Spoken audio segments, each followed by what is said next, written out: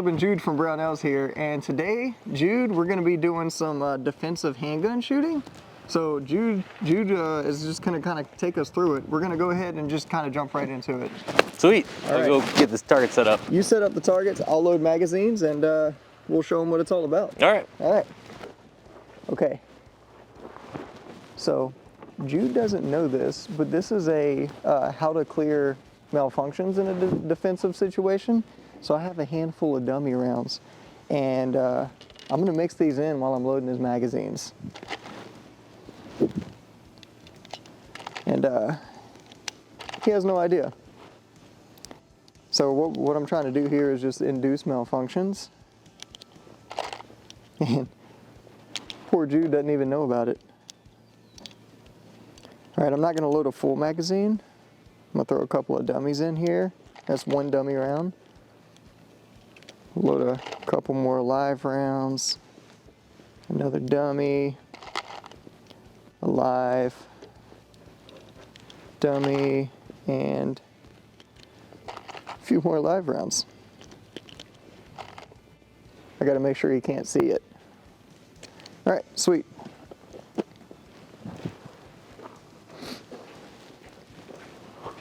All right, Jude.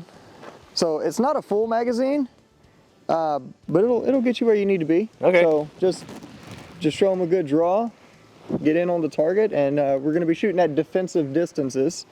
So you got the gun. Mm-hmm. Here's your magazine. Thank you. All right. Sweet. Let's do it. All right. So we got 2 targets here, 2 assailants, 2 zombies coming at me. It's about, I don't know, 6-7 yards or something like that. But this is a lot of fun. Try these drills out. We're just going to do a couple of them. I think what I'll start with is just try to do 2 in the A zone on both of them, and then we'll go from there.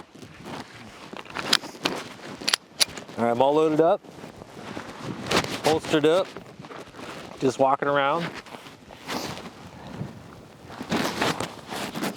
Just picked up my Starbucks coffee, and all of a sudden there's 2 zombies here. Let's see how fast I am on this. Whoop. Whoa. What the heck is that, Caleb? Look, man, that's them zombie bullets. No, this is a dummy round.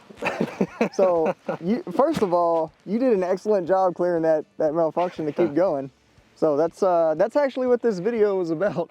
Clearing malfunctions in defensive scenario. Oh. So got him. Yeah, thanks. But no, that's the way to do it. What he just did there, what would you, tap rack? Yeah, I mean, that was more just a rack, but yeah, tap rack bang, if something like that. Gun doesn't go, yeah. Tap rack bang. So, there you go. Okay, so just to talk through it, you were shooting and you had a failure to fire. So trigger went click, gun didn't go bang. All you're gonna do is tap bottom of your magazine, make sure it's properly seated, because that could lead to some feeding issues if it's not, and that happens all the time.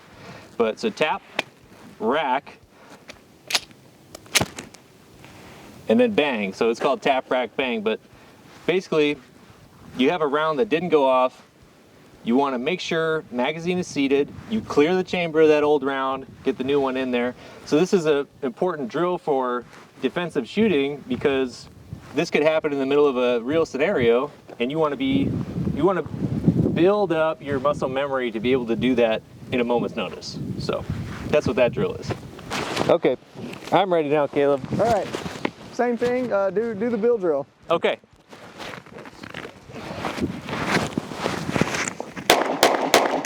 Oh, tap, rack. There we go. I think that was 6. Yeah. I hope so. Man, if somebody else is loading, you have no idea. Listen, this like, make friends. Go to the range with your friends. Have them do this to you, and it's a good show of, what you can actually do. Because when you load the mag, you kind of like mentally know when the rounds are coming up, when the dummy rounds are coming up.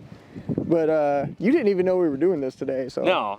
So it's a fun surprise, and it's a good test of just being prepared, because this kind of stuff will happen eventually to you. Yeah.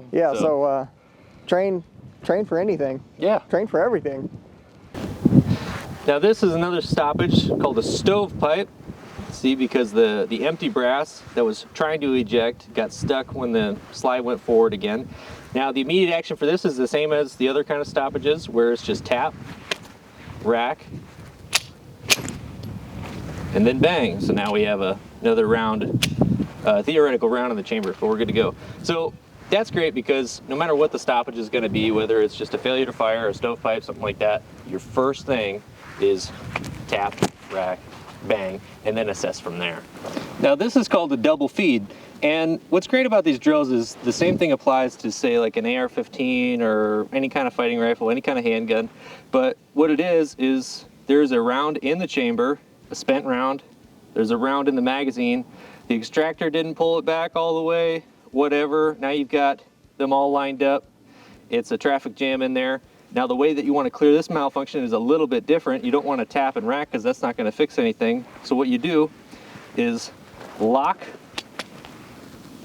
the slide to the rear, rip the magazine out, and then all you're going to do is put your fingers in there, hit the front, whatever, and make sure that the chamber is clear, visually inspect the chamber is clear, and then go ahead and keep going.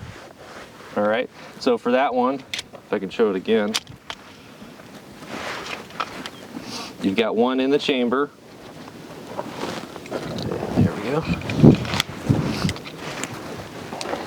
Because just pulling your slide back is not going to fix anything. So you're going to lock back, pull the magazine out, give it a wiggle, put your fingers in there, just make sure that it's clear, and then you're ready to go.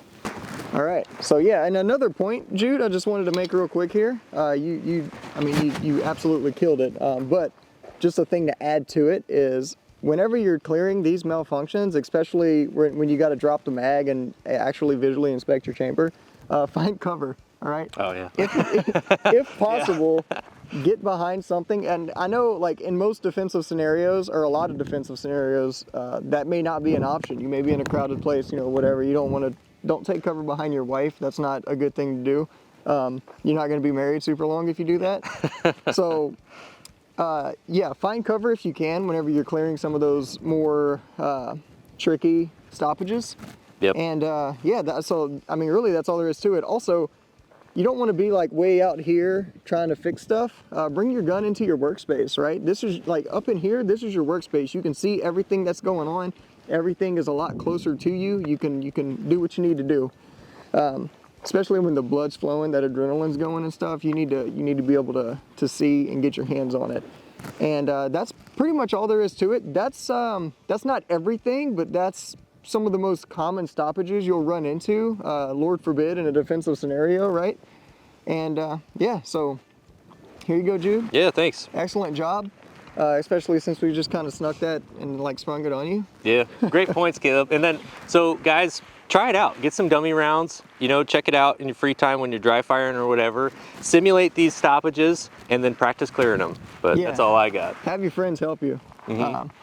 And yeah, that's all there is to it. So me and Jude are out here at Big Spring Shooting Complex, the Brownells range, and obviously it's a little chilly outside. It's my fingers are cold because we're in Iowa and the weather's unpredictable and it's super windy. But yeah, that's all there is to it. If you have any questions, comments, anything you'd like to add, because I know we didn't cover every little nitty-gritty detail, feel free to post those down in the comments below. And as always, if you need help with anything for any reason ever, feel free to call Jude on the tech line. Thanks for joining us, and we'll see you next time. See you guys.